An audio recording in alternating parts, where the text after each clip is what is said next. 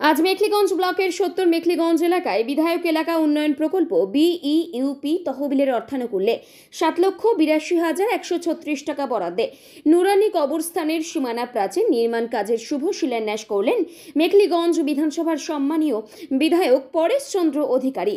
উক্ত শিলান্যাস কর্মসূচিতে উপস্থিত ছিলেন মেখলিগঞ্জের বিডিও অরিন্দম মণ্ডল, মেখলিগঞ্জ পঞ্চায়েত সমিতির সভাপতি পম্পা রায় বর্মন, মেখলিগঞ্জ পৌরসভার চেয়ারম্যান প্রভাত পাটনি, স্থানীয় পঞ্চায়েত সদস্য ও আব্দুল কাদের প্রামাণিক, তৌফিজুল রহমান সহ স্থানীয় অন্যান্য বিশিষ্ট ব্যক্তিবর্গ। বিধায়ক বলেন, এই প্রকল্প বাস্তবায়নের মাধ্যমে এলাকার মানুষ উপকৃত হবেন, একটি গুরুত্বপূর্ণ ধর্মীয় স্থানের সম্মান ও সুরক্ষাও বজায় থাকবে।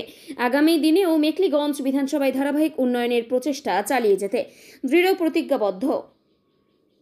মেখলিগঞ্জের 197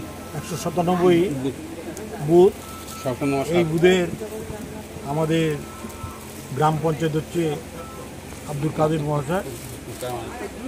কাদের প্রামাণিক মহাশয়। তার অনুরোধে বিধায়ক এলাকার উন্নয়ন তহবিল থেকে এখানে অর্থ বরাদ্দ করা হয় 7,82,136 টাকা।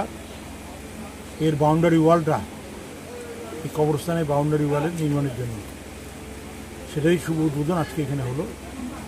এই এলাকার মানুষ তারা সকলেই খুশি।